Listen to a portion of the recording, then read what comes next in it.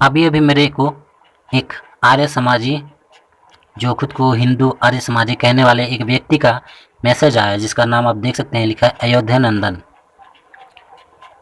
दोस्तों, ये महोदय जी हमें कह रहे हैं कि हमारा जो ईश्वर है वो जंगली है और इसने सिद्ध किया है। मुझे नहीं पता कि इसने क्या वीडियो बनाई है या फिर क्या बनाया है, मुझे नहीं पता, लेकिन इसने सिद्ध किया है। अब ये हमें कह रहे हैं कि बाप बदलने वाले। आगे को ये कहते हैं कि ईश्वर सिर्फ एक है। तो जब ईश्वर एक है तो हमने बाप कैसे बदल लिया भाई? आप बता दो कि जब ईश्वर एक ही है तो हमने बाप कैसे बदल लिया? फिर आगे ये महोदय कंफ्यूज है, कहते हैं बाइबल का ईश्वर अलग है। अगर ईश्वर एक है तो बाइबल का ईश्वर अलग कैसे हो गया?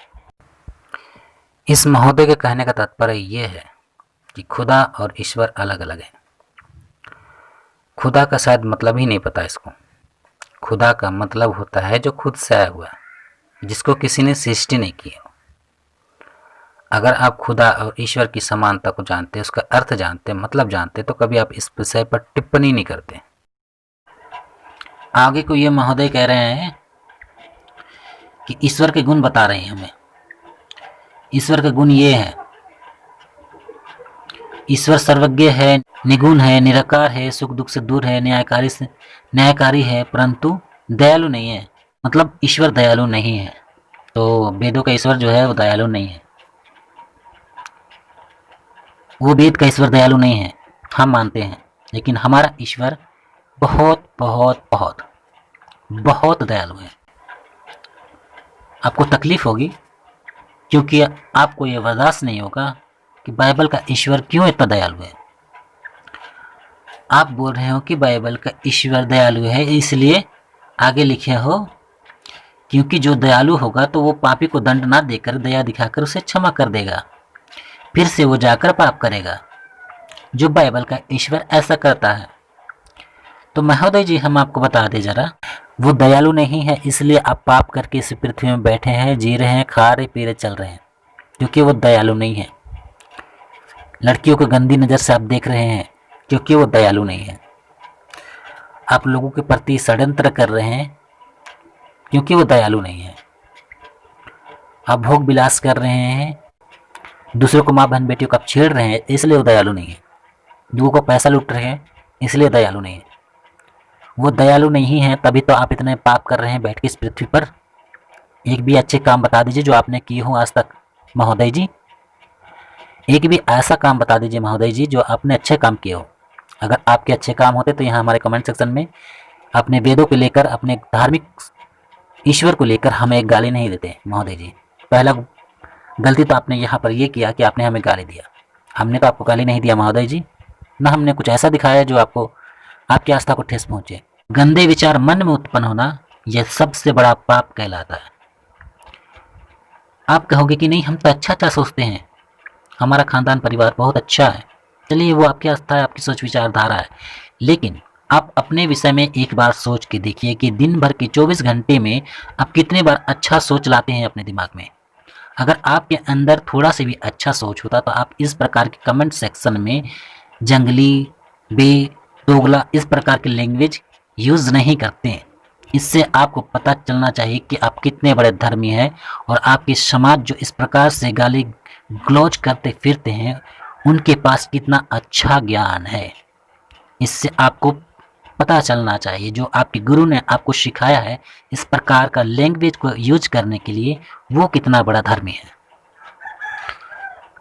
अगर आप लोग धर्मी होते हैं तो इस प्रकार से गाली गलौज नहीं करते। आगे ये लिखता है कि बाइबल का ईश्वर मांस खाता है। कहाँ पर एक भी आयत लिखा दो जहाँ पर स्पष्ट ईश्वर ने कहा है कि मैं मांस खाऊंगा, मुझे मांस खिलाओ। आप लोग मंदिर जाते हो, प्रसाद चढ़ाते हो, कि आपकी मूर्ति जो देवी देवता मूर्ति बन के बैठे, तो वो लोग इंसान का रूप धारण करके या फिर किसी प्रकार का रूप धारण करके वो सारे प्रसादी के खाते हैं क्या? या फिर आप जो शिवलिंग के ऊपर दूध ढालते हो, क्या वो दूध पीते हैं? वो आपकी आस्था है कि आप उसको भेंट चढ़ा रहे हैं, उसे खाने पीने की कोई ज़रूरत नहीं पड़ती। ये आपकी श्रद्धा है, आस्था है। बाइबल का ईश्वर हमसे भेंट मांगता है, इसका मतलब ये नहीं कि वो खाता है। बाइबल का ईश्वर ने ये कहा है, भजन संहिता 50, 50वां अध्याय का वचन संख्या 7 से लेकर हम लोग 15 तक देखेंगे कि बाइबल का ईश्वर इस मेल बलि होम बलि के विषय में क्या बतलाता है। यहाँ पर परमेश्वर कहता है बाइबल का, हे मेरी प्रजा सुन, मैं बोलता हूँ, और हे इस्राएल, मैं तेरे विषय में साक्षी देता हूँ। परमेश्वर तेरा परमेश्वर मैं ही हूँ। मैं तुझ पर तेरे मेल बलियों के विषय में दोष नहीं लगाता। तेरे होम बलि तो नित्य मेरे लिए चढ़ते हैं। मैं ना तो तेरे घर से बैल ना तो तेरे पशुशाला से बकरे लूँगा, क्योंकि वन के सारे जीव जंतु, हजारों पहाड़ के जानवर मेरे ही हैं। पहाड़ों के सब पक्षियों को मैं जानता हूँ, और मैदान पर चलने फिरने वाले जानवर मेरे ही हैं। यदि मैं भूखा होता तो तुझसे ना कहता, क्योंकि जगत और जो कुछ उसमें है वह मेरा है। क्या मैं बैल का मांस खाऊं या बकरे का लहू पीऊं? परमेश्वर को धन्यवाद का ही बलिदान चढ़ा। तो देख लिया महोदय जी, परमेश्वर ने कहा कि मैं ना तो तुम्हारे घर से बैल का मांस खाऊंगा ना बकरे का लहू पीऊंगा, मुझको धन्यवाद का बलिदान चढ़ा। और आगे लिखा है, परमेश्वर को धन्यवाद का ही बलिदान चढ़ा और परम प्रधान के लिए अपनी मन्नतें पूरी कर, और संकट के दिन मुझे पुकार, मैं तुझे छुड़ाऊंगा और तू मेरी महिमा करने पाएगा। तो ऐसा है हमारा परमेश्वर, दयालु ईश्वर। मनुष्य अपना प्रेम और श्रद्धा को प्रकट करने हेतु, पाप की क्षमा की प्राप्ति हेतु पशु का बलि करता था। आर्य महोदय, अगर आपको यकीन नहीं हो रहा हमारे बातों पे, तो अपने मनुस्मृति उत्पत्ति 5 का 22 को पढ़ लेना, आपको यकीन हो जाएगा। जैसे आप लोग मंदिरों में प्रसाद वगैरह मूर्तियों के सामने चढ़ाते हैं, वो खाने के लिए नहीं आता है, लेकिन आप अपने श्रद्धा और आस्था को मद्देनजर रखते हुए उसे भेंट चढ़ाते हैं। भले वो खाए या ना खाए, इससे आपको फर्क नहीं पड़ता, आपकी श्रद्धा है, आस्था है। हम उस पर कभी टिप्पणी नहीं करते, लेकिन आप हम पर टिप्पणी करते हो कि बाइबल का ईश्वर मांस खाता है, लहू पीता है।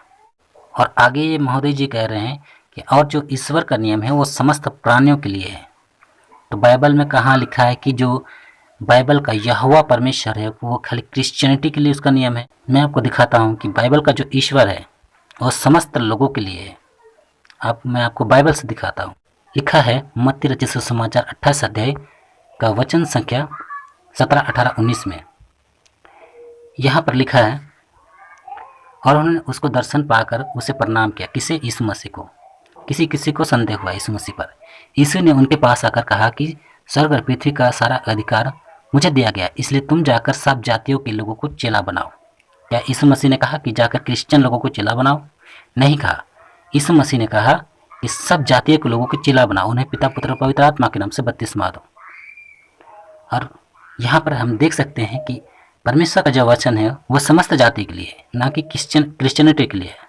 अगर कोई भी एक ऐसा व्यक्ति ईसाई शब्द का वर्णन बाइबल में दिखा दे, मैं सिर्फ समस्त आर्यों से ये कहना चाहूँगा, जो 200 साल से भी कम पुराने आर्य हैं, जो अभी अभी धर्म को जाने हैं, मैं उन सभी से यही कहना चाहूँगा कि महोदय जी, हमारे समस्त महाशय जी और गुरुओं जी, आप लोगों से दरख्वास्त है कि अपने अपने धर्म का प्रचार कीजिए।